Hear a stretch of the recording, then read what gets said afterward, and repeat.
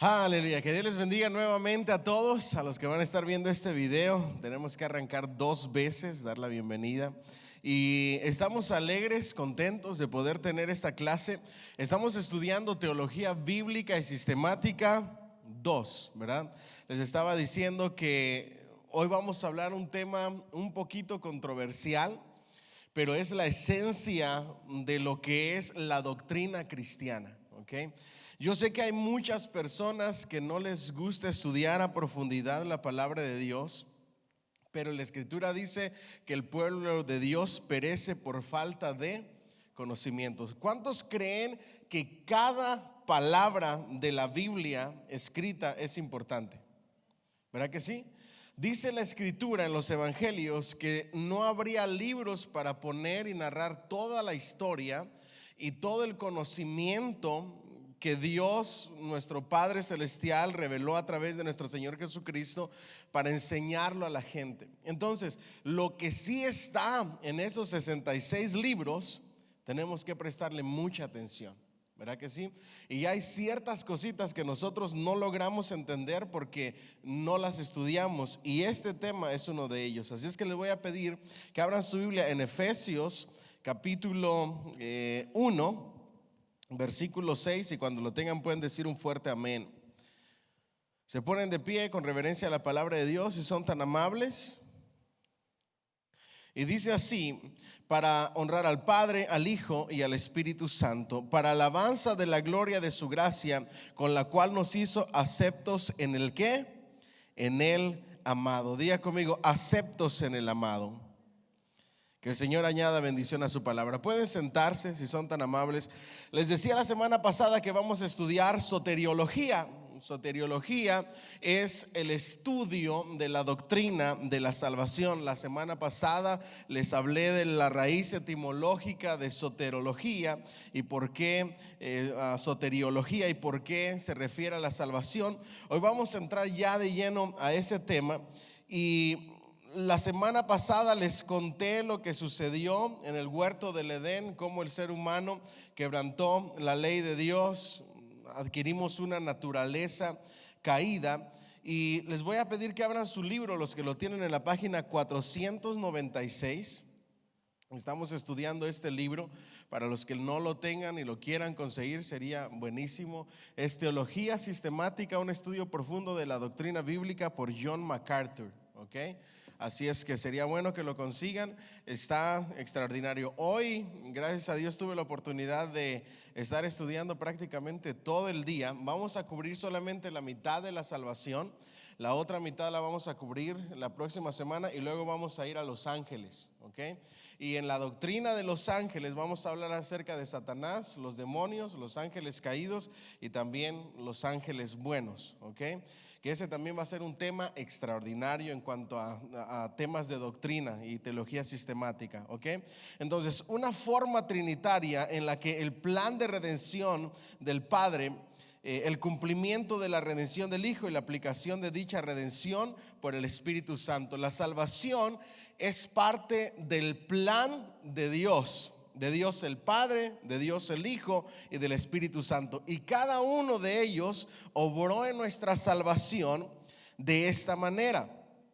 Número 1, el Padre, en cuanto es el plan de redención, el cumplimiento de ese plan lo llevó a cabo el Hijo, nuestro Señor Jesucristo, y la aplicación de dicha redención fue por obra del Espíritu Santo, ¿ok? Entonces se desarrollan uno tras otro y arrojan luz sobre las siguientes doctrinas, y esto es de lo que vamos a hablar, ¿ok? La elección y la reprobación, y esto es muy importante. La expiación, el llamado y la regeneración, el arrepentimiento, la fe, la unión con Cristo, la justificación, la adopción, la santificación, la perseverancia de los santos y la glorificación. Estas cosas son las que vamos a estar estudiando en este tema de la salvación. ¿Me siguen hasta ahí? Dice: el propósito supremo de la salvación, su propósito supremo para el cual Dios salva a su pueblo, está de acuerdo con su propósito supremo para todas las cosas, es decir, traer gloria y honra a sí mismo. Ahora aquí les hago una pregunta. Si alguien viene y les dice, ¿cuál es la esencia de la salvación? ¿Qué ustedes responderían? Algunos de ustedes dirían, Dios salva a las personas porque les ama. Y es parte de, pero no es la base ni el propósito principal. La pregunta aquí es, ¿por qué Dios salva a las personas? Bueno, la respuesta es porque Él quiere traer gloria y honra a sí mismo. Y luego por amor. Pero la primera razón por qué Él salva a las personas es para traer gloria y honra a sí mismo, ¿ok? El privilegio de ser escogido por Dios para salvación en base a nada en uno mismo, que se provee un sustituto de tal valor y honor como el Hijo de Dios mismo, recibir el don del nuevo nacimiento aparte de cualquier obra de uno mismo, ser unido a Cristo, declarado justo al margen de las obras, adoptado en la familia de Dios y conformado a su imagen progresivamente en la tierra y de forma perfecta en el cielo.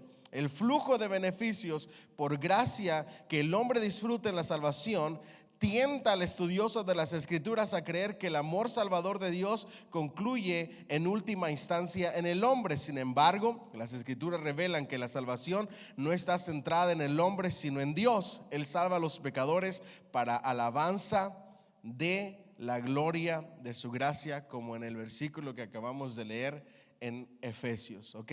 Entonces, ¿por qué Dios salva a los hombres y les da todas esas bendiciones en la salvación?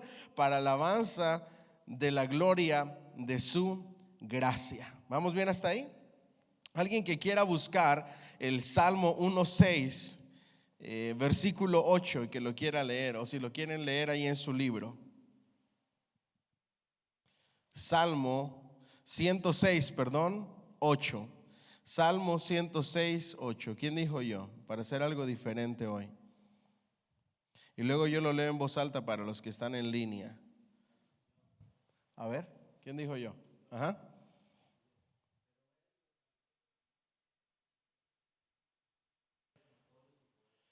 Al igual que Dios escogió a Israel para salvarlo y para darle salvación y para darle liberación del pueblo de Egipto, de la nación de Egipto, Dios decidió salvar a su pueblo Israel. ¿Por qué razón?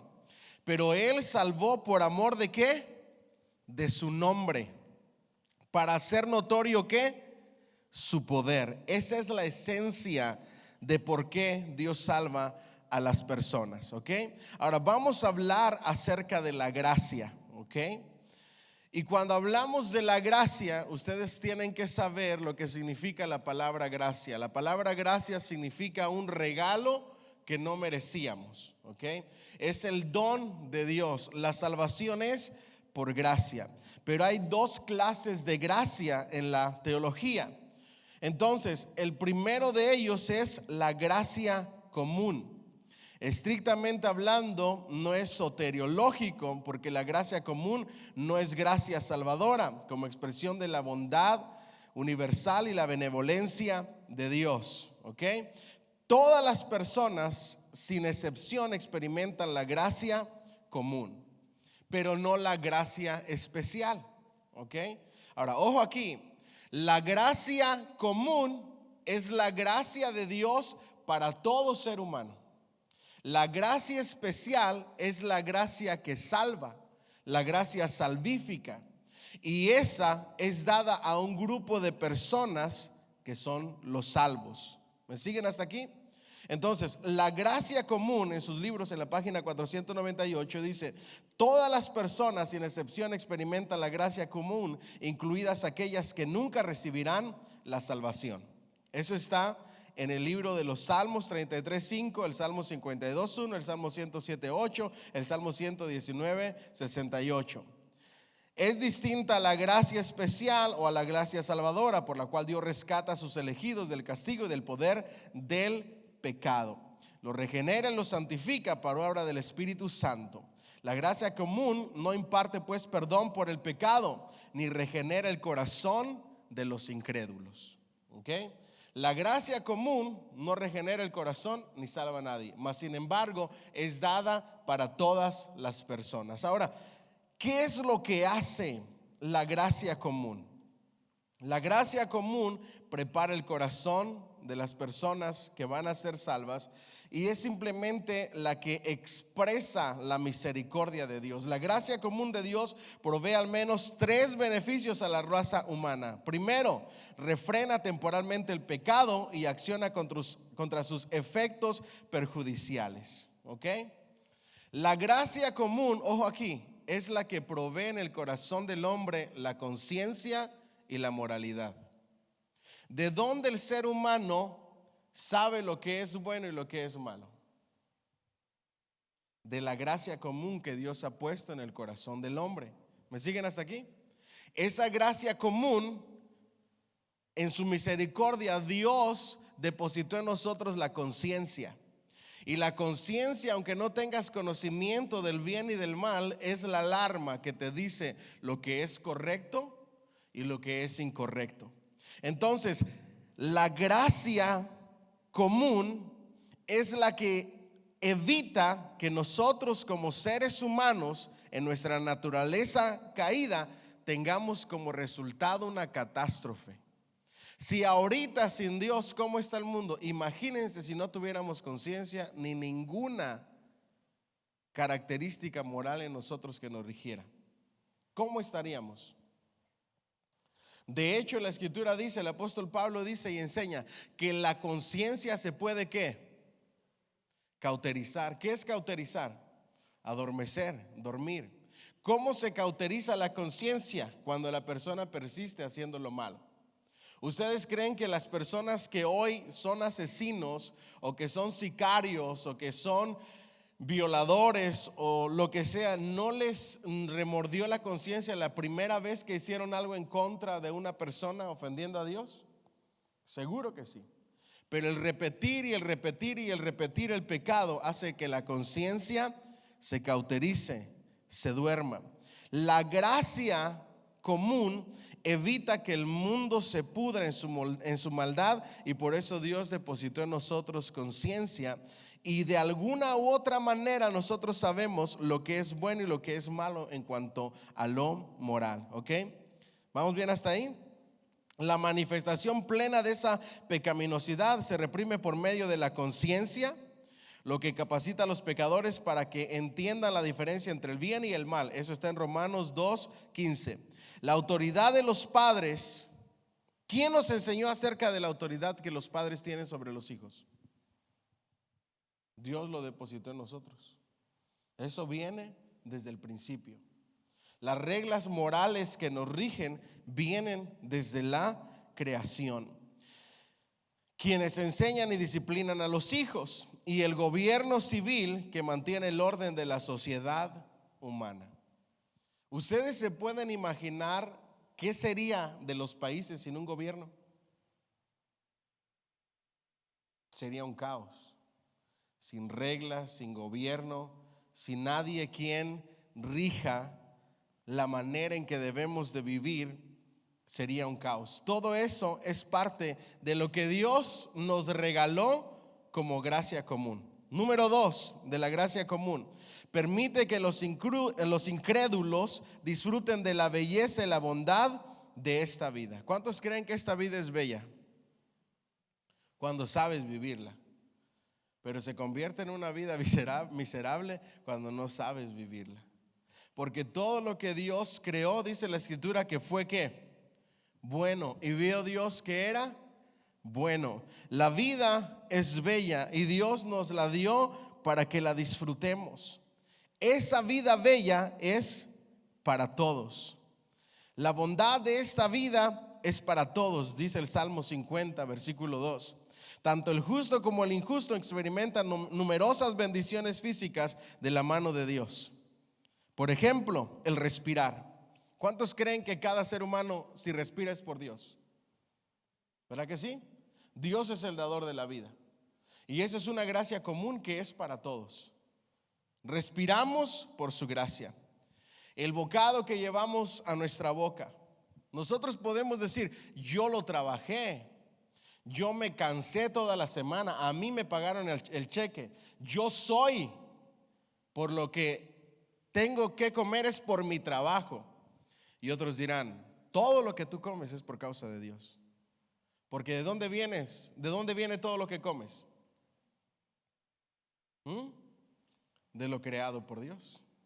De la tierra, los vegetales que te comes, las tortillas, el panecito, la carnita, todo viene de la creación de Dios. Entonces, ¿quién es el que provee en última instancia todo lo que comemos? Dios. Si Él no lo hubiera creado, no habría alimento para que nosotros comiéramos. ¿Me siguen hasta aquí? Entonces, cada belleza terrenal, los momentos saludables en nuestra vida, solo es posible por la provisión de Dios, por la gracia común. ¿Vamos bien hasta ahí? Por consiguiente, todo lo que es bueno y provechoso procede de su benevolente mano. Aunque este mundo había sido devastado por la maldición del pecado, la gracia común de Dios permite que los pecadores gusten su abundante y amorosa bondad. Número 3 de la gracia común. La gracia común permite que los pecadores tengan tiempo para escuchar el evangelio, para que puedan sentirse motivados al arrepentimiento. Aunque Dios podría con razón ejecutar juicio contra los pecadores de manera instantánea, contiene temporalmente el castigo que ellos deberían de recibir. Y este es el punto importante. Dios, en su justicia y en su santidad, pudo haber aniquilado al ser humano desde el momento en que pecó. ¿Cierto o no es cierto? Mas sin embargo, la gracia común permite que tengamos tiempo para escuchar el evangelio. ¿Vamos bien? También dentro de esta gracia común viene ese pasaje que nosotros conocemos súper bien, que dice que Dios hace salir el sol sobre buenos y malos y hace llover en la tierra sobre justos e injustos. Esa es la gracia común. De hecho, nosotros somos parte de esa gracia común. Dice la Escritura que somos la luz del mundo y la sal de la tierra. La sal de la tierra evita que este mundo se pudra en su maldad, y por eso es que somos la sal de la tierra. ¿Vamos bien hasta ahí? El plan de redención, página 499 de su libro. La gracia redentora de Dios tiene su origen en la eternidad pasada, en el consejo soberano de la voluntad del Dios Trino. Dios salva a su pueblo conforme a su propio propósito eterno y los ha colmado de gracia en Cristo Jesús antes de los tiempos de los siglos. Dios ha puesto su amor en individuos particulares, los escogió para que fueran salvos del pecado y de la muerte, y propuso que fueran restaurados en una relación correcta con Él por medio de la obra redentora de su Hijo, aplicada por su Espíritu. Y aquí viene el tema controversial del que yo les hablaba. ¿Okay? ¿Están listos para escucharlo? Y yo espero que lo tome desde el punto de vista bíblico bien interpretado. Este tema le va a herir el corazón a muchos si no lo entienden de manera correcta. Este tema me va a hacer ver mal en el internet a mí si la gente que me escuche dar esta enseñanza no lo toma de la manera correcta, bien interpretada bíblicamente. Es tan controversial este tema que muchos predicadores evitan tocarlo en las iglesias, pero que está en todo el Nuevo Testamento y en el Antiguo Testamento, y que por amor a la verdad hoy lo vamos a tocar.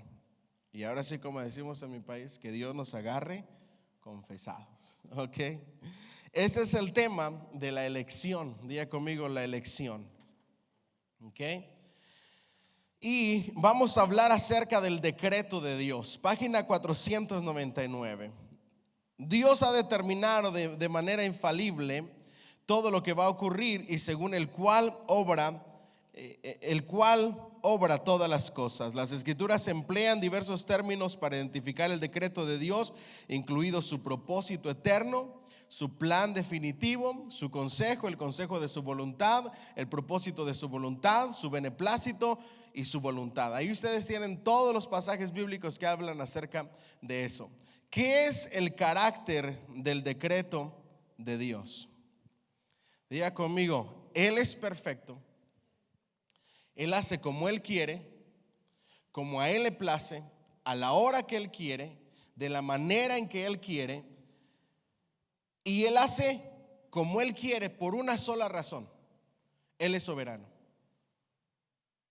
Nadie lo creó a Él, nadie lo manda, nadie lo gobierna.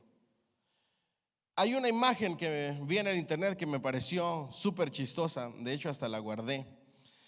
No se las voy a poner ahí, pero quizá la vamos a poner en EP News para que ustedes la vean.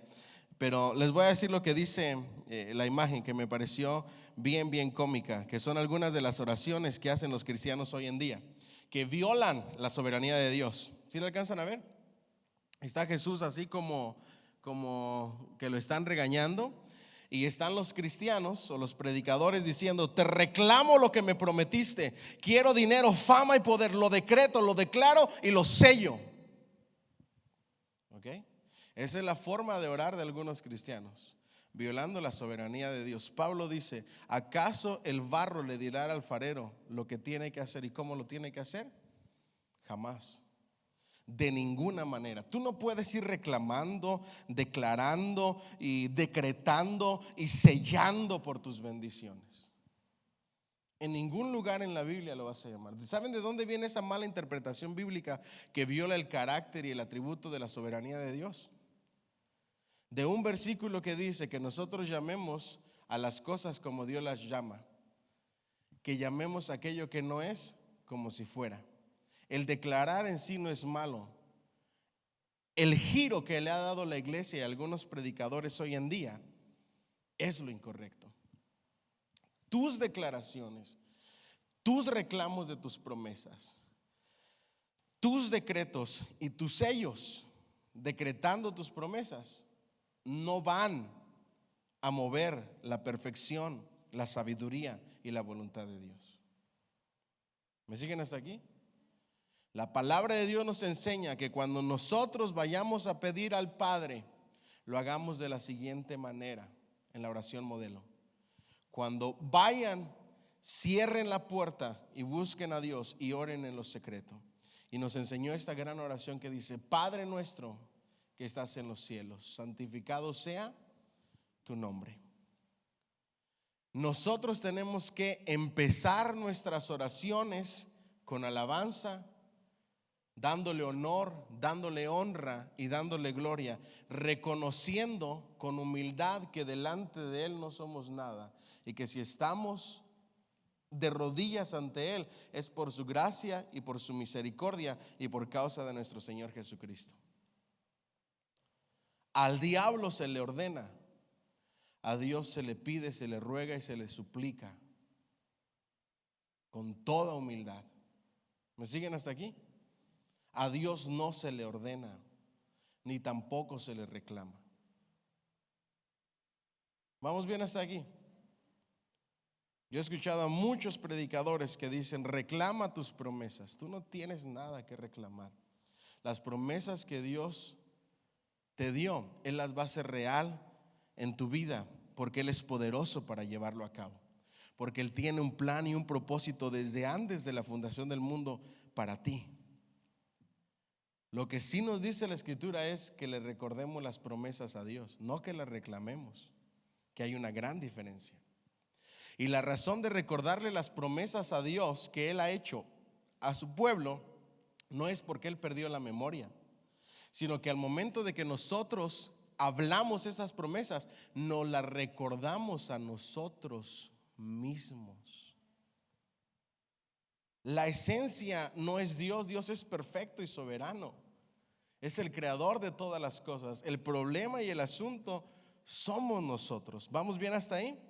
Entonces David alaba a Dios porque todos sus días fueron ordenados. Mire esto, diga conmigo: mis días son ordenados por Dios y escritos en el libro de Dios antes de que ninguno de ellos llegara a suceder. Eso está en el Salmo 139, 16. Vaya conmigo por favor ahí.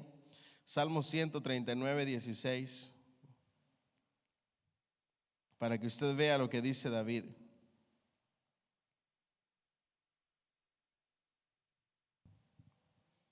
Yo creo que ustedes ya lo han escuchado y lo han leído muchas veces.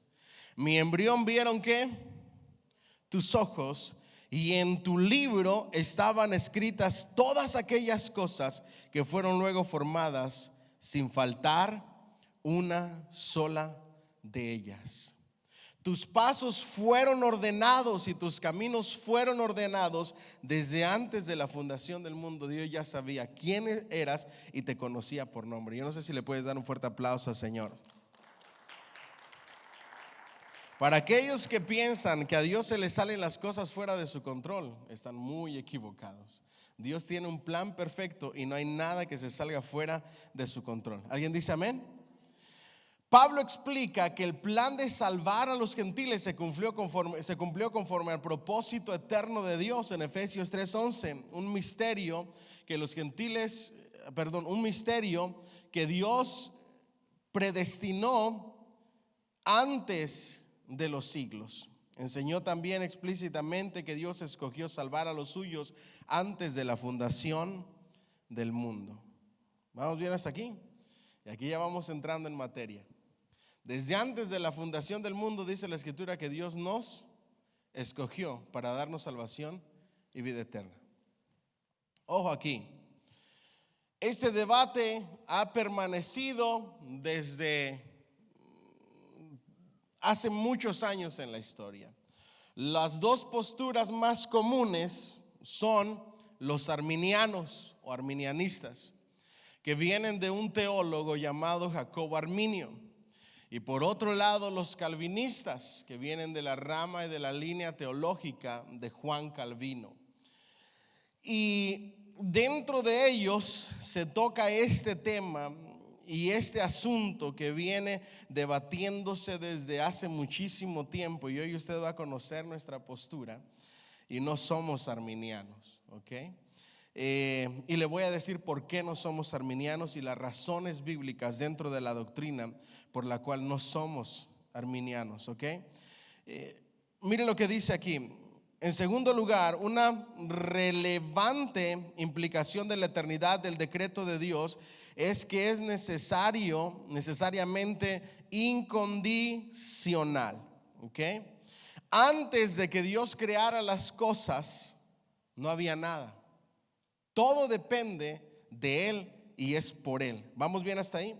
Por tanto, cada decisión que forma parte del decreto de Dios fue una decisión no influida y libre según el beneplácito de Dios o aquello que complace a Dios. Todos los habitantes de la tierra son considerados como nada y Él hace según su voluntad en el ejército del cielo y en los habitantes de la tierra, y no hay quien detenga su mano y le diga: ¿qué haces? Eso está en Daniel 4:35. Diga conmigo: Él hace como Él quiere. ¿Qué hay que Dios no pueda gobernar? ¿Qué hay que a Dios se le escape de las manos? Dios ya ordenó nuestros pasos desde antes de la fundación del mundo. Dios ya sabe lo que vas a vivir, lo que vas a superar, a lo que te vas a enfrentar, y Él va a estar ahí para darte fuerza. Yo no sé qué le provoca eso. Él va a estar ahí porque Él ya lo planeó, porque Él ya ordenó tus pasos. En tercer lugar, el decreto de Dios es inmutable y por tanto eficaz. Ninguna criatura puede alterar lo que Dios ha determinado llevar a cabo. ¿Cuántos dicen amén? Por eso Pablo dice: ni la vida, ni la muerte, ni los principados, ni las potestades, ni lo presente, ni el futuro, ni lo porvenir, ni tribulación, ni angustia, ni peligro, hambre, desnudez, ni ninguna cosa creada, ninguna criatura puede cortar el plan de Dios o voltear el plan de Dios. ¿Cuántos creen que Dios no tiene un plan B? Dios tiene un plan perfecto, pero Él no tiene un plan B. Él tiene un plan perfecto y Él ordena los pasos. Por eso hablamos del decreto de Dios, que es su soberanía. ¿Vamos bien? Ninguna criatura puede alterar lo que Dios ha determinado llevar a cabo. Más bien, el salmista declara que es Dios quien anula el consejo de la criatura y frustra incluso los planes de las personas. Vamos al Salmo 33:10, por favor, si son tan amables. Salmos 33:10, ya están ahí en los Salmos, una pequeña vueltecita.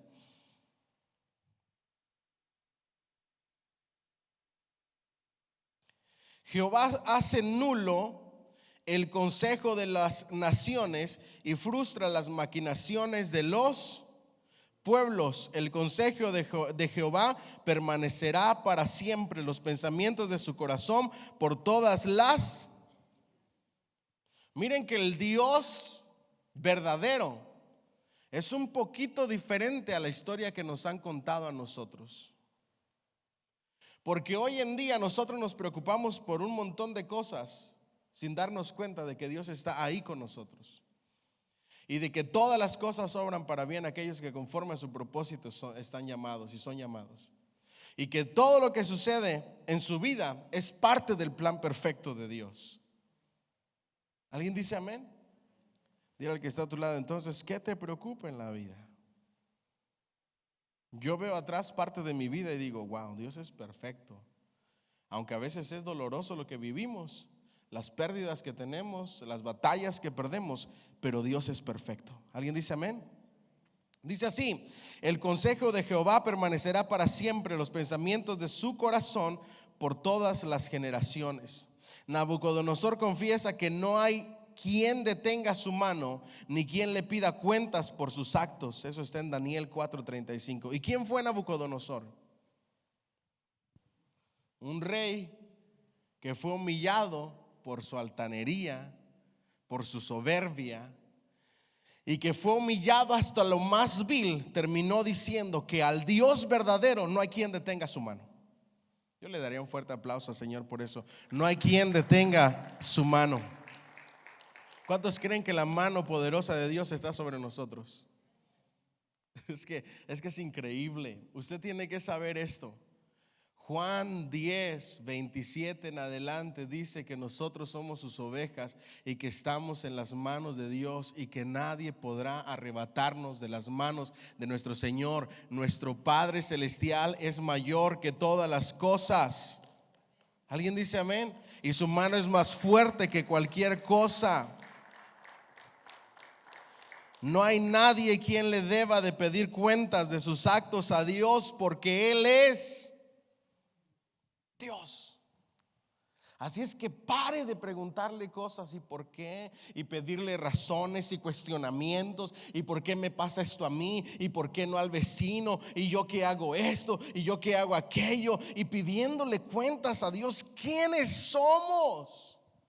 Por el amor de Dios, ¿quiénes somos? Nosotros, simples criaturas escogidos por gracia, que merecíamos el infierno, y todavía nos atrevemos a cuestionar los designios y los planes de Dios cuando pasa algo en nuestras vidas que no es de nuestro agrado. Dile al que está a tu lado, no va. Es como que tu niñito de 3 años o de 8 años o de 10 años quisiera cuestionar tus decisiones como papá. ¿Cuántos permitirían eso? Levanten la mano. Nadie. Es exactamente lo mismo. Cuando Dios pone su mano para llevar a cabo algo, ya no se puede revertir. ¿Alguien dice amén? El mismo Satanás le pide permiso a Dios antes de hacer algo. Y ustedes y yo en ocasiones le damos un poder exagerado a Satanás, poder que no tiene. La Escritura nos cuenta que cuando iba a tentar y a tocar a Job, se mezclaba y se inmiscuía entre los ángeles buenos y estaba delante de la presencia de Dios, y le preguntaban: ¿de dónde vienes y a dónde vas? Les daba la explicación y Dios contestaba: ¿no has considerado a mi siervo Job? Y ahí Satanás le decía y le pedía permiso a Dios: déjame tocarle esto, déjame tocar aquello, déjame intervenir en esto, y vas a ver que no es como tú dices que es. Aún el diablo pide permiso, porque no hay nada ni nadie quien pueda ir por encima de la voluntad y los designios de Dios. ¿Alguien dice amén? Finalmente, el decreto eterno, incondicional, inmutable, es decir, que no cambia, y eficaz de Dios también es exhaustivo.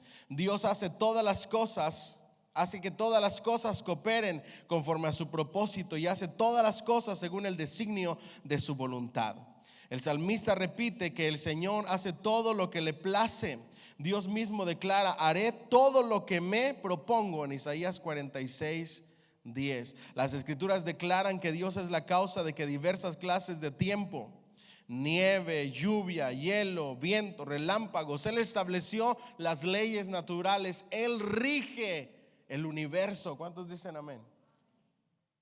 Él hace todas las cosas, Él es Dios y hace que todas las cosas cooperen conforme a sus designios. Ojo aquí viene un problema que tenemos en cuanto a teología, que no es problema, pero que es un problema para los incrédulos.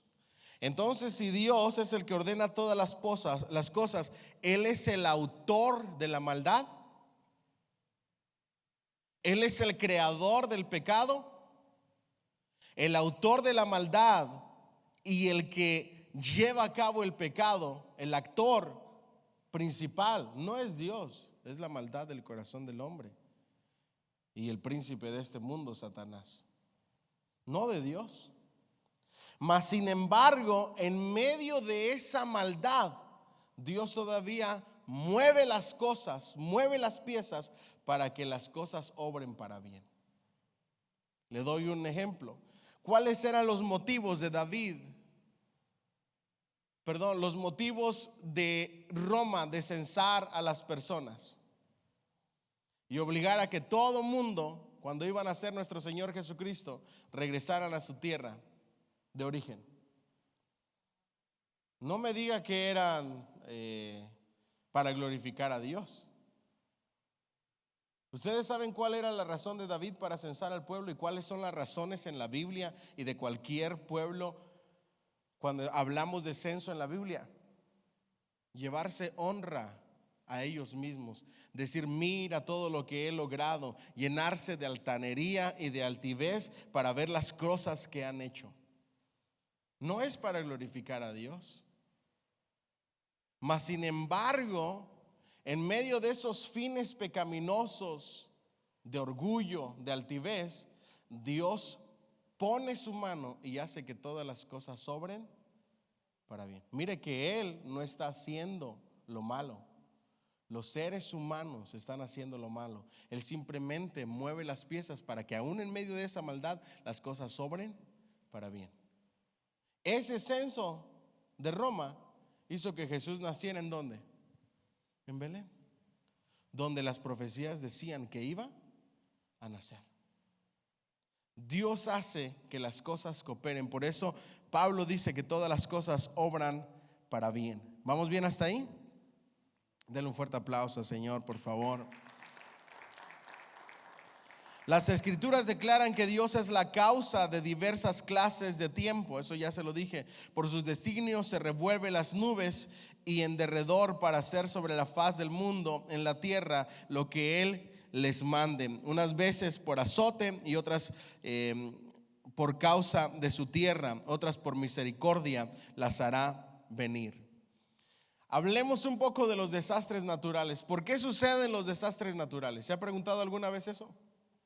Aquí están las razones bíblicas. Número 1, diga conmigo, para azotar la rebelión de los hombres.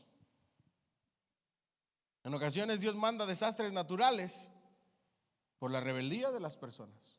Eso lo vemos en toda la historia de la humanidad. Él hizo descender fuego del cielo sobre Sodoma y Gomorra, trajo un diluvio, utilizó la naturaleza por causa de la rebeldía del corazón del hombre. Pero no siempre es así. En ocasiones es por causa de la tierra. ¿Cuántos creen que el ser humano estamos abusando de la tierra, de este planeta? En ocasiones Dios permite eso por causa de la naturaleza que Él ha creado. Y otras veces por misericordia. Página 501 estamos. ¿Ok? Y ya la misericordia no entran los desastres naturales, sino más bien el que llueva donde no hay posibilidad de que llueva, etcétera, etcétera. ¿Vamos bien? All right. ¿Quién es el que alimenta y sostiene a los pequeños pajarillos? Dice la escritura, Dios. Él provee alimento para los animales que deambulan por la creación. Él quita y pone reyes, ¿alguien dice amén? Y hasta inclina sus corazones como Él desea. ¿Habrá algún corazón que se pueda sujetar ante la soberanía de Dios? ¿Habrá un corazón duro de piedra que Dios no pueda moldear y hacer cambiar de opinión? Dice la Escritura que el corazón de Faraón era movido de acuerdo al poder de Dios, de acuerdo a los designios de Dios. Aunque Dios ordena, es decir, permite las malas elecciones de los agentes morales y libres del ser humano, no los coacciona, sino que ellos actúan conforme a su propia libertad de la inclinación de la naturaleza caída, porque Dios no es nunca la causa del mal, y porque Él siempre ordena el mal por el bien, no incurre en culpa alguna. Las cosas que pasan en medio de eso que es malo, que no es causado por Dios, aún así Dios lo obra para bien. ¿Cuántos dicen amén? ¿Ustedes creen que Dios es el causante de que un abusador haya violado a una niña de 10 años u 11 años y que esa niña dé a luz un hijo? ¿Dios es el actor de eso o es la persona con su naturaleza caída y su corazón rebelde? ¿Ah? Es la persona, no es Dios. Dios no es el culpable. Pero Dios en ocasiones permite que eso suceda y le da fuerza a la persona que está pasando por ese dolor y sufrimiento para que luego sea de bendición para otras personas que quizá en esta naturaleza caída sean de bendición para ellos. Ahí es donde Dios, en medio de la maldad del hombre, todavía mueve las piezas para que algo bueno salga en medio del pecado. ¿Alguien dice amén? Entonces, se puede observar primero que Dios es la causa suprema de la crucifixión, porque Él era el plan. Él es el que diseñó el plan de redención del ser humano. Pero la causa inmediata de la maldad que le hicieron y las injusticias que le hicieron a nuestro Señor Jesucristo, ¿de quiénes fueron? De los gobernantes del pueblo de Israel, de los soldados. Ellos fueron los que hicieron la maldad con todo su pecado. Pero Dios tenía un plan, y eso que iba a suceder lo iba a utilizar para que obrara para bien y nos diera salvación y vida eterna a nosotros. ¿Alguien dice amén? Dios decreta que será pecaminoso por el bien que Él hace surgir de la pecaminosidad, mientras que el hombre decreta por el mal que hay en ello. Es decir, el hombre obra mal por causa del pecado. Dios, en medio de ese pecado, en medio de la pecaminosidad, hace surgir algo que no es pecado, algo bueno. ¿Alguien dice amén? Ahora sí vamos, ya que vemos la soberanía y el decreto de Dios, vamos a hablar acerca de este tema de la predestinación. La predestinación del hombre es pues eterna, incondicional, inmutable y eficaz. La doctrina de la predestinación concierne la decisión de que Dios decide elegir a algunos para salvación, es elección, y su decisión de pasar por alto a otros y castigarlos por sus pecados, que reprobación. Semejantes verdades necesitan una explicación bien grande. ¿Okay? ¿Vamos hasta aquí bien? Entonces, ¿toda la gente salva o hay unos salvos y otros que se van al infierno? Es lógico, ¿verdad? Hay gente que salva y otros que se van al infierno. Ahora, Dios elige salvar a unos y por ende se condenan ¿qué? Otros. Aquí viene lo doloroso. ¿Vamos bien hasta ahí? Ahora vamos a hablar acerca del decreto de la elección, página 503.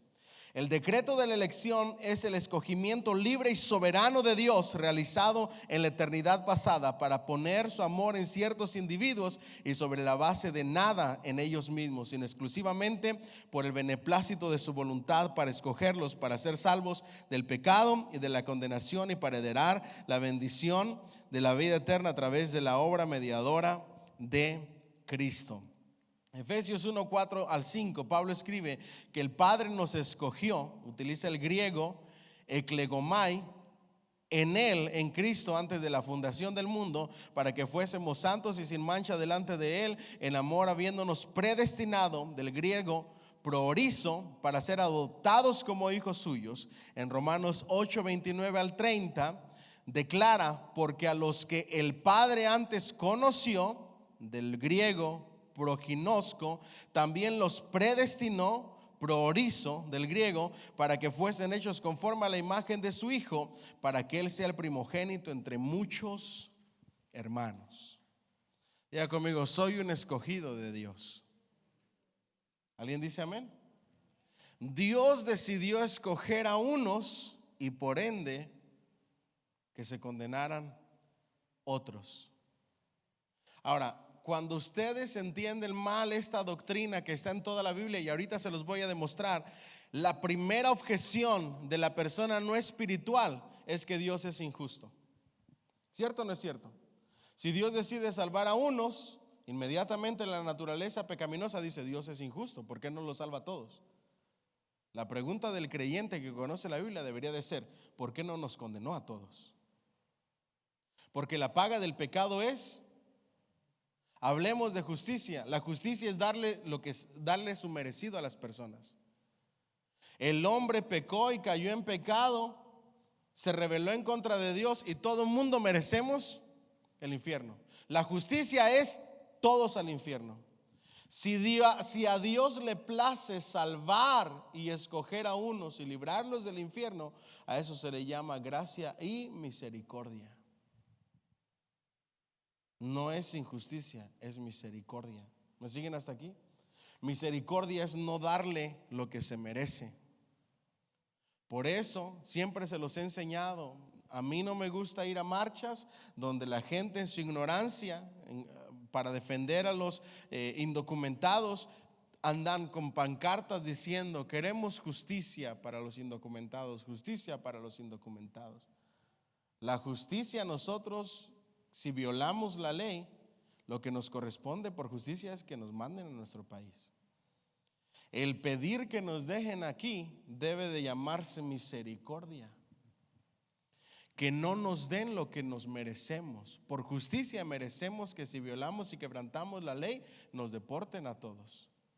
Pero si apelamos a la misericordia, estamos diciendo: no me des lo que merezco, sino trátame con gracia, con amor. ¿Me siguen hasta aquí? Ahora aquí viene otro versículo que es más fuerte todavía. Romanos 9, 11 al 13. Vaya conmigo para que no vaya a decir que me lo estoy inventando, porque es un tema muy, muy importante. Romanos 9, del 11 al 13. ¿Ya lo tenemos? Romanos 9, del 11 en adelante. Pues no había nacido, vamos a ver desde el 10.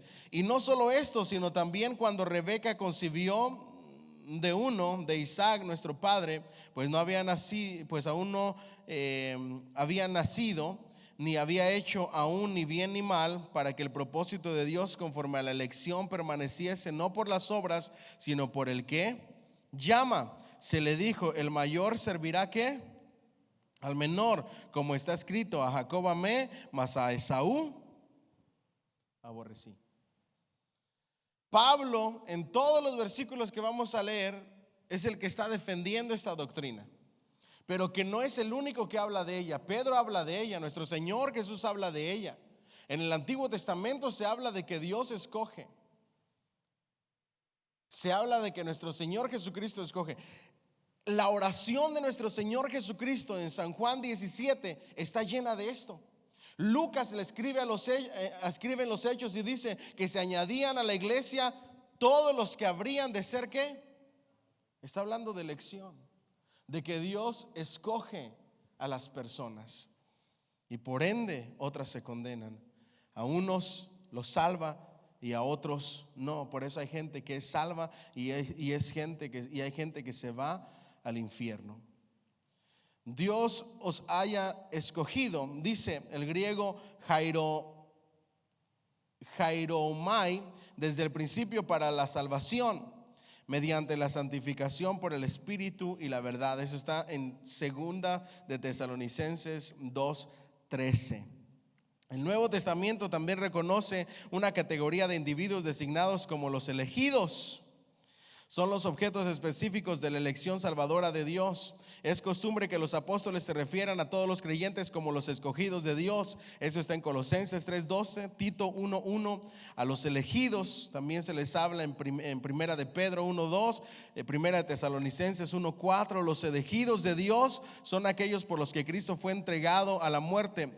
Por este medio son justificados y salvados de todas las acusaciones y condenaciones. Por causa de los escogidos, los días de la gran tribulación serán acortados. Eso está en Mateo 24:22 y en Marcos 13:20, para que Cristo pueda regresar con sus ángeles y junte a sus escogidos de los cuatro vientos para que estén con él. Eso está en Mateo 24:31 y Marcos 13:27. Y por causa de los elegidos, el apóstol Pablo soporta tantas dificultades ministeriales para que los que han sido escogidos por Dios en la eternidad pasada puedan llegar por fin a obtener la salvación que es en Cristo Jesús con gloria eterna. Eso está en 2 de Timoteo 2:9 y 10. Diga conmigo: los escogidos, los escogidos, los elegidos, los escogidos por Dios. ¿Alguien dice amén? Entonces Dios escogió a los que Él decidió salvar por su soberanía, por su gracia y por su misericordia. La terminología de la elección en varios sentidos. En primer lugar, escoge o elige a ciertas personas para un cargo o para llevar a cabo una tarea o servicio específico. Vamos a hablar acerca de la elección en general y luego vamos a volver a la elección salvífica. ¿Me siguen hasta aquí? Diga conmigo: Dios escoge a personas para tareas o servicios específicos. En cuestiones de liderazgo, como lo hizo en el caso de Moisés, Zorobabel, etcétera. Pero Dios eligió a aquellos que le plació para el ministerio sacerdotal también, para el servicio.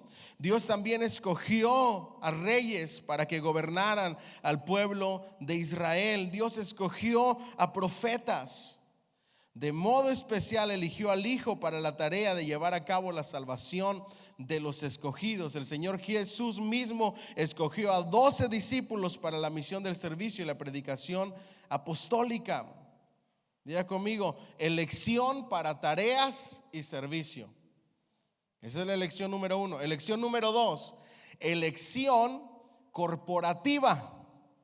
Esa es la elección de ciertas naciones o grupos para disfrutar de privilegios especiales.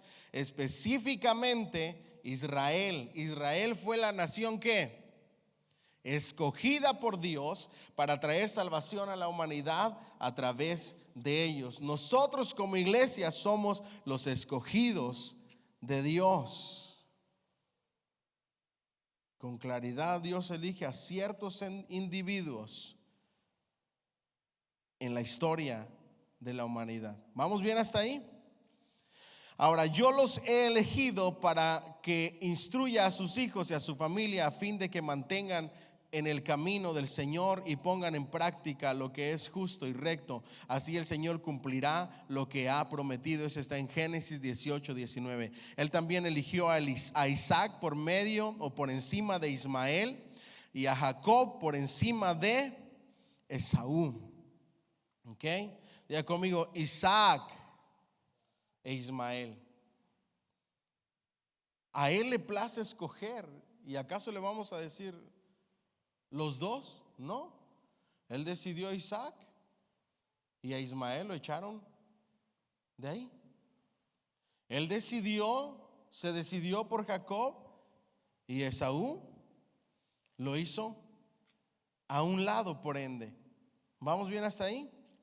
El propósito de la elección de Dios es para aquellos en quien Él ha escogido para que se representen santos y sin mancha delante de Él como hijos adoptados, y vincular claramente la elección a la salvación. Lucas narra la conversación de los gentiles en Antioquía y Pisidia al observar que creyeron todos los que estaban ordenados para vida eterna. Vayan conmigo a Hechos 13:48, por favor, si son tan amables.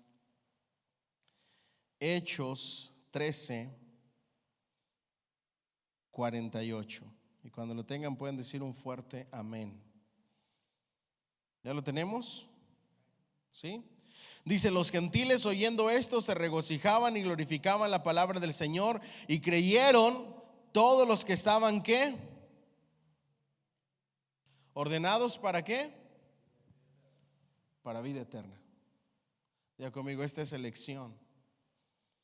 Dios eligió salvar a algunas personas y a otras desafortunadamente no. ¿Alguien dice amén?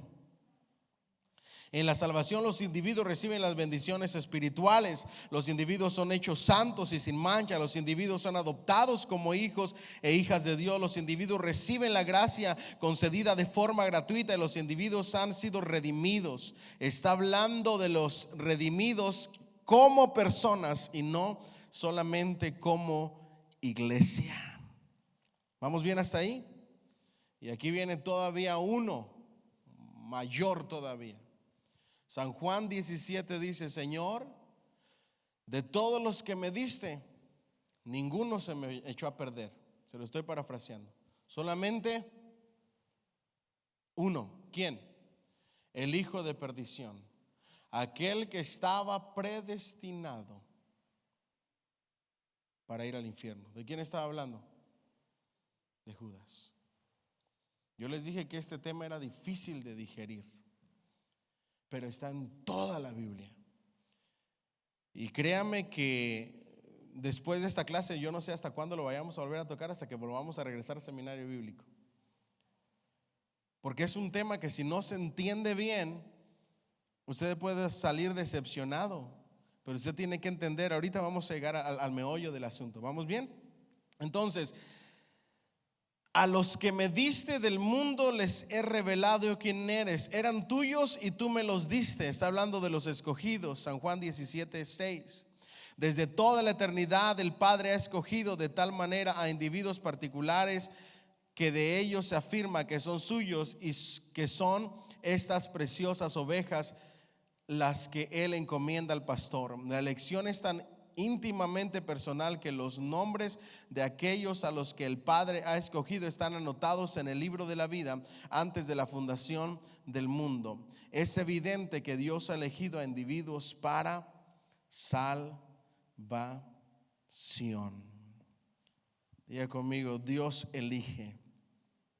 La base de la elección, diga conmigo, incondicional. Que Dios escoja individuos para salvación no se basa en una virtud o mérito que ve en ellos. Cuando Dios elige, todo mundo somos pecadores, pero Él extiende su gracia y su misericordia sobre unos, y por ende otros no son elegidos. ¿A quiénes les tocó jugar fútbol en la escuela? Levanten la mano. Ahora, ¿a quiénes les tocaba que lo eligieran ustedes, el líder del equipo, o ustedes elegían? Levanten la mano.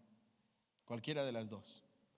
Ahora, si usted elegía, usted sabía que tenía que escoger a unos, y a los que no escogía, pues. Y si usted era de los que estaban esperando a que le escogieran, también sabe lo que eso es.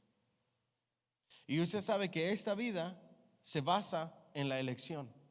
En el caso de elegir a alguien para jugar fútbol, nosotros lo que vemos y agarrábamos primero los buenos, ¿verdad que sí? Los que fueran buenos para jugar o para cualquier cosa. Y los más malitos se iban quedando. En el caso de la salvación, no hay ningún mérito del ser humano. Todos somos iguales de pecadores. Nadie merece la salvación. Es meramente gracia y favor de Dios. ¿Vamos bien hasta aquí? Eso es lo que creemos. Ahora vamos a ver qué piensan los arminianos, que no somos arminianos. Página 508. La doctrina arminianista, la elección condicional. Ellos dicen que existe una mirada hacia la fe de las personas en el futuro. Él miró, o sea, Dios miró al futuro y previó quién creería en Cristo y quién lo rechazaría. A Dios se le suele representar como mirando a los pasadizos del tiempo y descubriendo a quienes según su libre albedrío creerían en Cristo. Aquellos a quienes Él escogió salvar sobre la base de la fe prevista. Al descubrir que el resto rechazaría a Cristo, decidió no salvarlos por su falta de fe. ¿Entendió lo que le dije o no? Este va a ser un tema que decimos en mi país, le va a volar la cabeza, especialmente a los que piensan que tienen un libre albedrío ilimitado. Escuchen aquí, por favor. ¿Qué es realmente el libre albedrío que nosotros tenemos? Les enseñé diciendo la soberanía de Dios, la inmutabilidad de Dios. Les enseñé que Él ordena nuestros pasos, que Él los dirige, que Él los gobierna, que Él mueve todas las cosas. Él es el autor de todas las cosas. Les estoy enseñando por la palabra de Dios que Él escogió. Ahora tenemos una lucha entre el libre albedrío y lo que realmente significa nuestra libre decisión. ¿Qué es el libre albedrío? El libre albedrío tú lo tienes para cosas simples de la vida, pero no para la salvación. Nosotros cuando hablamos de libre albedrío sin conocimiento bíblico, pensamos que nuestro libre albedrío es hacer lo que querramos e incluso elegir a Dios. Ustedes y yo no escogemos ser salvos. Yo no decido salvarme. El libre albedrío como doctrina mal interpretada dice: yo como ser humano elijo a Dios. Yo decido poner mi fe en Dios. Yo me salvo porque yo decidí escoger a Dios. Y eso, lamentablemente, no es doctrina bíblica. La Escritura dice bien claro: no es que ustedes hayan elegido a Dios, sino que Dios los eligió a ustedes. El ser humano en su naturaleza caída no puede buscar de Dios, no puede escoger a Dios. Necesita del toque del Espíritu Santo para que recorra el velo de su entendimiento, le resplandezca la luz del Evangelio y le dé convicción de pecado para poder buscar de Dios. Por su propia cuenta no puede el ser humano elegir a Dios. Ustedes y yo no vinimos a los pies de Dios, de Cristo, porque nosotros decidimos hacerlo de esa manera, sino porque Dios nos miró en su gracia, en su amor, en su misericordia, y nos escogió y nos tocó con su bendito Espíritu Santo. Nos mostró su salvación y dijimos: heme aquí, Señor. El libre albedrío mal interpretado decide: yo puedo elegir ser salvo. Tú no puedes elegir ser salvo. El libre albedrío que Dios nos ha dado es que decides qué ropa ponerte, cómo peinarte, qué carro quieres manejar, qué trabajo quieres buscar, cuánto ahorro quieres tener. Pero cuando tú te metes a cosas más fuertes, ya no eres el que elige. ¿Cuántos piensan que ustedes eligieron a la mujer de su vida? Porque están bien equivocados. ¿Cuántos estamos aquí? Dios es el que ordena tus pasos. La esposa que tú tienes, el esposo que tú tienes, es porque Dios lo tenía y lo escogió para ti. Aunque no le des un aplauso al Señor, Él es quien ordena tus pasos.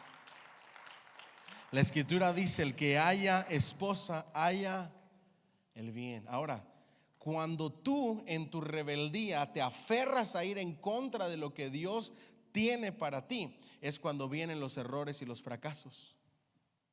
Yo soy de las personas que creo que las personas que tienen fracasos matrimoniales en muchas ocasiones es porque en su rebeldía fueron en contra de lo que Dios ya tenía para ellos. ¿Me siguen hasta aquí? Porque Dios es quien ordena nuestros pasos. Ustedes no eligieron los hijos que tienen. Es parte de lo que Dios ordena. Se los pongo de esta manera: el libre albedrío que nosotros tenemos es como viajar en esta vida dentro de un barco. Dentro del barco haz lo que tú quieras, pero cuando tú decidas o quieras decidir: yo aquí me bajo, ya no. O estar fuera de un barco y decidir que quieres subirte, no puedes. Tú no eliges ser salvo, Dios eligió salvarte. ¿Sí ven la gran diferencia? Ahora, la posición arminiana es: Dios miró al futuro, Él previó quienes iban a ejercer fe en Dios, y a esos que Dios miró que iban a poner su fe en Cristo, decidió salvarlos. Y aquellos que Dios vio en el futuro que le iban a rechazar, decidió condenarlos. Entonces esa salvación ya no es bíblica, porque ya no es que Dios los haya elegido, sino que ellos eligieron a Dios. Y eso está en contra de la doctrina bíblica. ¿Me siguen hasta aquí? El ser humano no elige a Dios. Dios nos eligió a nosotros por gracia y por misericordia. Entonces la salvación de la que habla el apóstol Pablo ya no es esta salvación que no depende de nosotros, sino de Dios. Ahorita lo vamos a ver. Entonces, vamos adelante.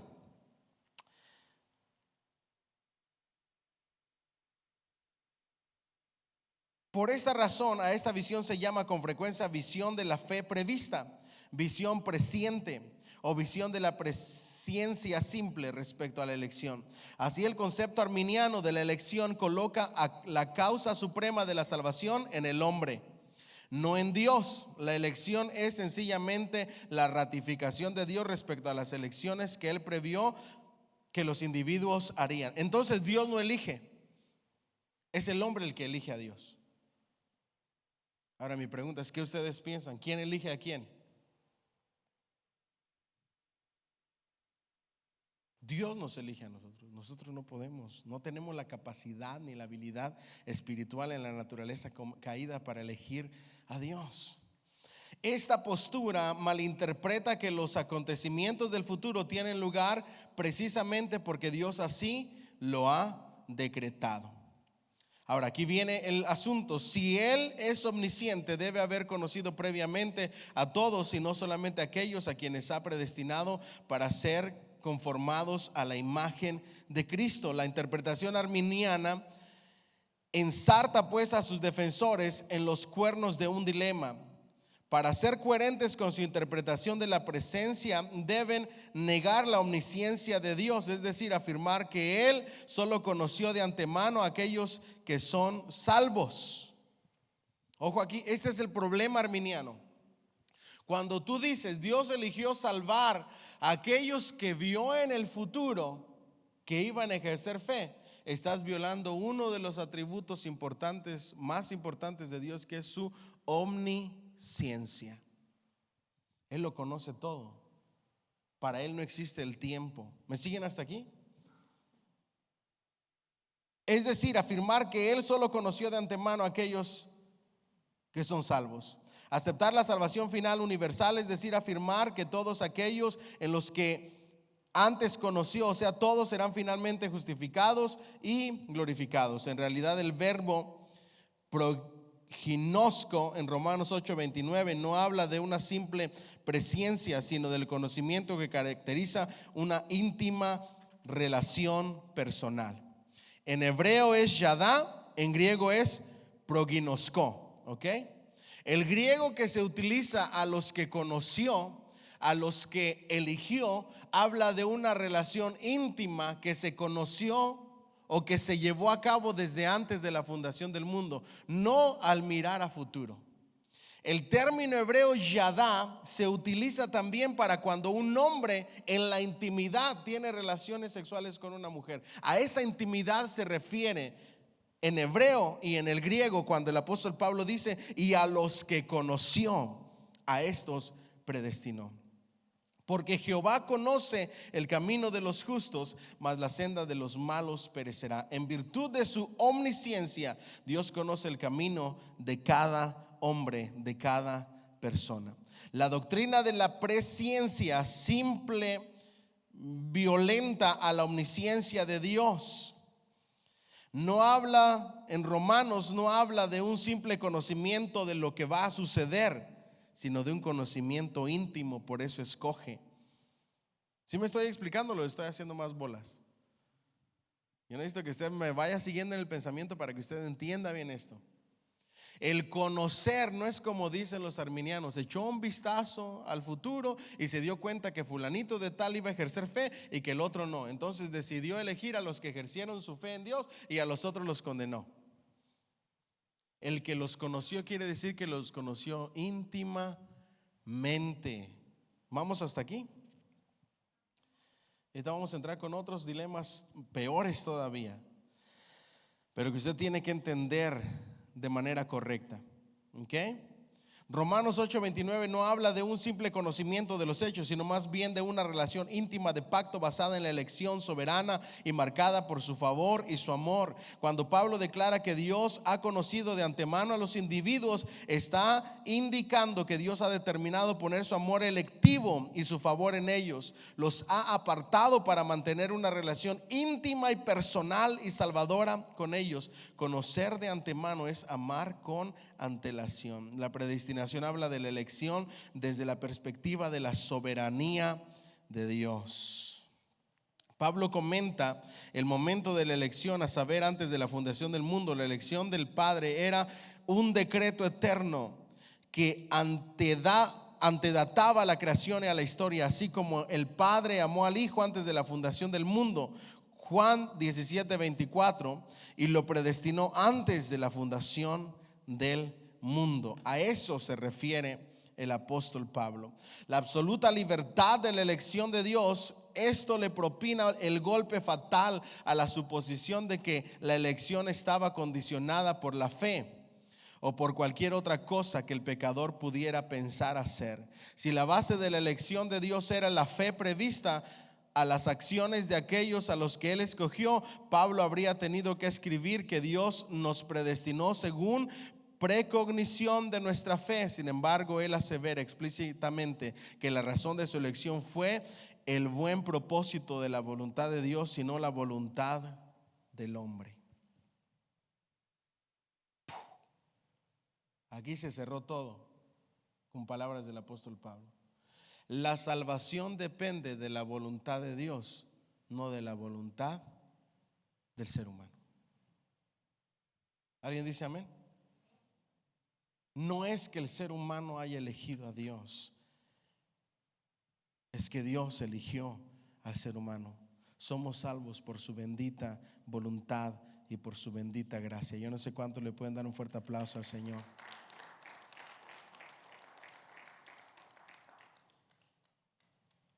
La razón por la cual el Señor ha puesto su amor en los suyos no es porque ellos se recomendaron directamente a Él en modo alguno, sino tan solo porque en el ejercicio de su libertad soberana Él determinó amarlos de forma salvadora. Pablo desarrolla e ilustra aún más este concepto en Romanos 9:6-18. Vuelve a narrar los tratos de Dios con Isaac por encima de Ismael y de Jacob por encima de Esaú, para ilustrar su libertad soberana de escoger a los suyos para salvación. Ojo aquí. Algunos mirarán este concepto y esta doctrina como una doctrina discriminatoria. Él dice: el mayor servirá al menor, como está escrito, a Jacob amé, mas a Esaú aborrecí. Ellos no habían hecho nada bueno ni malo, ninguna de las maldades de Esaú hizo que Dios tuviera prejuicio en su contra, y ninguna de las elecciones justas de Jacob hizo que Dios estuviera predispuesto a su favor. Más bien, Dios eligió a Jacob por encima de Esaú para que el propósito de Dios, conforme a la elección, permaneciese. Volver a basar la elección de Dios en su propio propósito soberano. Ojo aquí, esto es bien importante. ¿Es discriminación o soberanía de Dios la elección de Dios? Soberanía de Dios. ¿Sí ven la gran diferencia? Dios decide salvar a unos y por ende otros se condenan a los que no escogió. Y no es discriminación, es soberanía de Dios. Y no depende la salvación nada de lo que el ser humano pueda hacer, porque por gracia sois salvos, y esto no de vosotros, pues es un don de Dios. Ese es otro versículo en contra de los que dicen que el ser humano elige a Dios. Y dice todavía más el apóstol Pablo: no por obras, para que nadie ¿qué? Se gloríe. Cuando nosotros decimos que algunos seres humanos decidieron elegir a Dios para salvarse, la salvación se convierte en una salvación por obras y ellos tienen mucho de qué gloriarse. Pero Pablo dice que Dios es el que escoge. La elección no fue en absoluto ni en un sentido alguno a causa de las obras, sino por aquel que llama. ¿Alguien dice amén? Pablo dice: ¿dónde está pues la jactancia? Queda excluida. ¿Por cuál ley? ¿Por la de las obras? No, sino por la ley de la fe. Concluimos pues, el hombre es justificado por fe sin las obras de la ley. Romanos 3, 27 y 28. ¿Qué pues diremos? Dice Pablo, que los gentiles que no iban tras la justicia han alcanzado la justicia, es decir, la justicia es por la fe. Mas Israel, que iba tras una ley de justicia, no la alcanzó. ¿Por qué? Porque iban tras ella no por fe, sino por obras de la ley, no por obras, sabiendo que el hombre no es justificado por las obras de la ley, sino por la fe de Jesucristo. Nosotros también hemos creído en Jesucristo para ser justificados por la fe de Cristo y no por las obras de la ley. La base de la decisión selectiva está anclada en Dios mismo, lo que significa que esa elección está fundamentada en el buen propósito de la voluntad propia de Dios. Pablo reconoce que cuando su doctrina confronta el razonamiento humano caído, la respuesta será acusar a Dios de injusticia. Y aquí viene la respuesta del apóstol Pablo. Escuchen esto: tendré misericordia del que yo tenga misericordia, y me compadeceré del que yo me compadezca. Y concluye: así que no depende del que quiere ni del que corre, sino de que tiene misericordia. Sino de que Dios tiene misericordia. ¿Sí se acuerdan que les mencioné este pasaje la semana pasada? No es del que quiere ni del que corre. Ahí hace a un lado la decisión humana, sino de Dios, quien tiene misericordia. Dios, el que tiene misericordia, es la soberanía de Dios. Ni la fe nacida de la voluntad humana, ni las obras de amor surgidas de la salvación humana constituyen la base de la elección que Dios hace de su pueblo. Más bien, la elección depende de Dios, quien tiene misericordia. ¿Alguien dice amén? De nuevo, una afirmación de que la base decisiva para la elección es la propia voluntad soberana de Dios. La elección es incondicional. El problema final respecto a la doctrina de la elección condicional es que es incapaz de escapar de la acusación de socavar la doctrina de la salvación por gracia. Solamente gracia. Diga conmigo: solo por gracia. Ahora, cuando tú dices que el ser humano interviene en la salvación, deja de ser una salvación perfecta. Y ese es el problema entre el arminianismo y el calvinismo. La salvación es por gracia o por obras. Por gracia. Entonces, cuando tú dices que la salvación depende de ti, tú le estás agregando obras a tu salvación. Y cuando le agregas obras a tu salvación, haces imperfecto el sacrificio de Cristo y lo haces insuficiente. Miren todos los problemas cuando le agregas a la salvación las obras. El sacrificio de Cristo y su sangre es totalmente suficiente para salvar al perdido. ¿Alguien dice amén? Ya no tienes que agregarle las obras. Ahora, con eso no estoy diciendo y no me vayan a malinterpretar, como malinterpretaron algunos en el Nuevo Testamento. Entonces hago lo que quiero. No, el que es salvo no hace lo que quiere. El que es salvo está sometido y sujetado a la voluntad perfecta de Dios. ¿Alguien dice amén? Pero la salvación es por gracia. Al basar el propósito electivo de Dios en la fe prevista del hombre y no en la voluntad soberana de Dios, los arminianos convierten en última instancia al hombre en la causa determinante de la salvación y no Dios. Y ese es un terrible problema de la doctrina bíblica. En esta opinión, lo que diferencia en el fondo de la persona salvada de la no salvada no es algo que Dios haya hecho, sino algo que ha hecho el hombre. A la pregunta de Pablo en 1 Corintios 4:7, ¿por quién te distingue? Si el arminiano no tiene que ser coherente, debe responder en definitiva: yo marco la diferencia. Dios me escogió a mí y no a mi prójimo, porque vio con antelación que yo creería libremente y mi vecino no, dirían los arminianos. En ese caso, el creyente tiene razones para jactarse. A pesar de ello, Pablo recomienda que Dios ha escogido a los necios, a los viles y a los débiles y los viles, y no a los sabios, los fuertes y los fieles, para que nadie tenga de qué jactarse. Mas por Él estáis vosotros en Cristo. ¿Qué es el final? ¿Qué es lo que marca la diferencia al final entre los que creen y los que no? Esto es también importante. Página 514.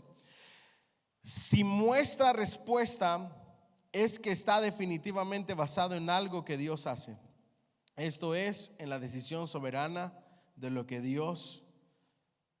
serán salvos. Vemos que la salvación en su nivel más fundamental está basado solo en la gracia. Por otro lado, si respondemos que la diferencia determinada entre los que son salvos y los que no está establecida en el hombre, estamos diciendo que la disposición a creer y no creer, la salvación depende en última instancia de la combinación de gracia y de la habilidad humana, y deja de ser solo por gracia. ¿Me siguen hasta aquí? ¿Sí vamos bien o no? Yo les dije que iba a estar un poquito fuerte, un poquito difícil, pero síganme aquí y yo les aseguro que vamos a terminar con esto. El decreto de la reprobación, las bendiciones salvadoras que fluyen de la elección soberana de Dios, no las disfrutan todos los que son hechos a su imagen. ¿Vamos bien? Mire lo que dice.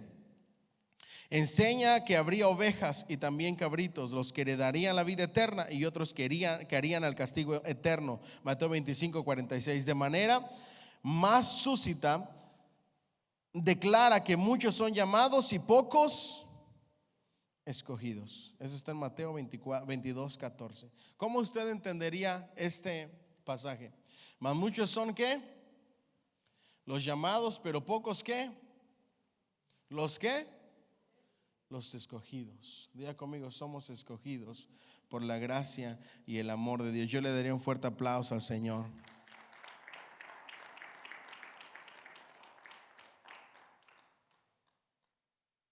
Ahora, ¿qué realmente es la elección de Dios? Cuando la caricatura mal interpretada dice, este sí, este no, este sí, este no, se convierte en una aberración ante la doctrina bíblica.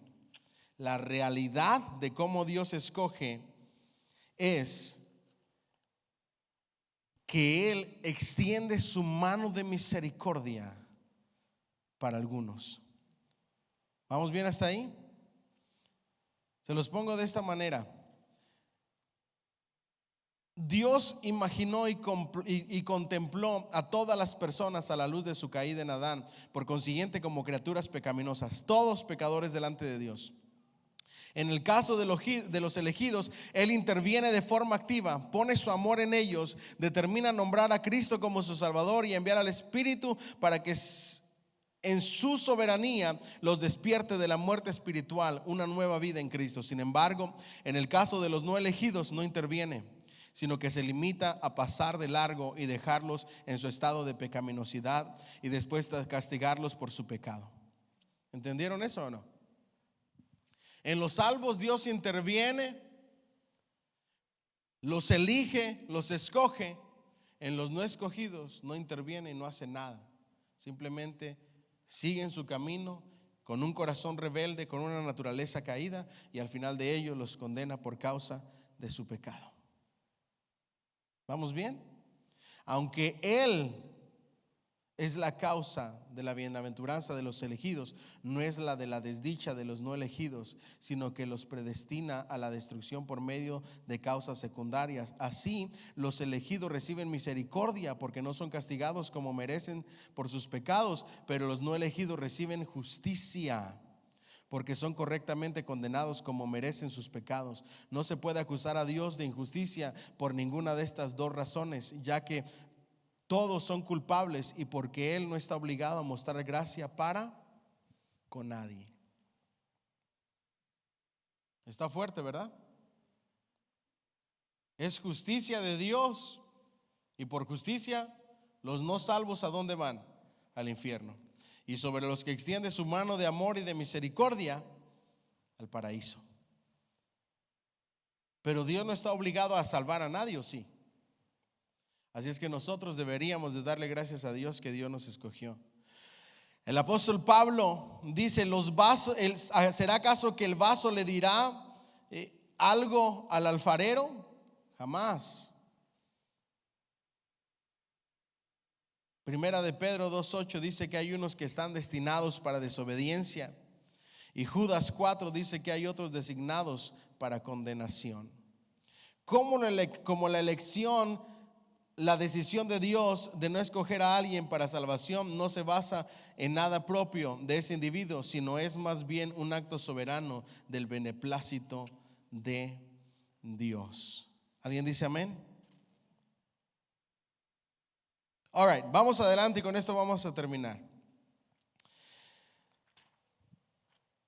Cuando hablamos de la salvación, sabemos que hay unos que son salvos, otros que no son salvos. ¿Alguien dice amén? Unos van al paraíso, otros van al infierno. Ustedes mientras leen su libro van a ver mucho más acerca del tema. Ahora, ¿cómo nosotros deberíamos de verlo? Y cómo en realidad deberíamos de aceptar esta doctrina. Escuchen esto y con eso vamos a cerrar. Oh profundidad de las riquezas de la sabiduría y de la ciencia de Dios, cuán insondeables son sus juicios e inescrutables sus caminos, dice Romanos 11:33. Meditar en estas verdades hizo que en los primeros versículos de su carta a los Efesios estallara el apóstol Pablo en alabanza al Dios quien nos bendijo con toda bendición espiritual en los lugares celestiales en Cristo, según nos escogió en Él antes de la fundación del mundo, para que fuésemos santos y sin mancha delante de Él. ¿Alguien dice amén? Entonces, cuando hablamos de la salvación, lo único que podemos decirle a Dios es gracias. Gracias por escogernos, gracias por salvarnos. ¿Alguien dice amén? Y no solamente tratar de decirle a Dios por qué a unos sí y a otros no. Ahora, ya que hemos hablado de la elección, vamos a hablar la próxima semana de cómo Dios nos da la salvación, los sacrificios del Antiguo Testamento, en qué áreas se ofreció nuestro Señor Jesucristo como sacrificio, como chivo expiatorio, como propiciación por nuestros pecados, como el sacrificio perfecto para darnos salvación. Y nosotros no sabemos quiénes son salvos y quién no. ¿Eso a quién le corresponde?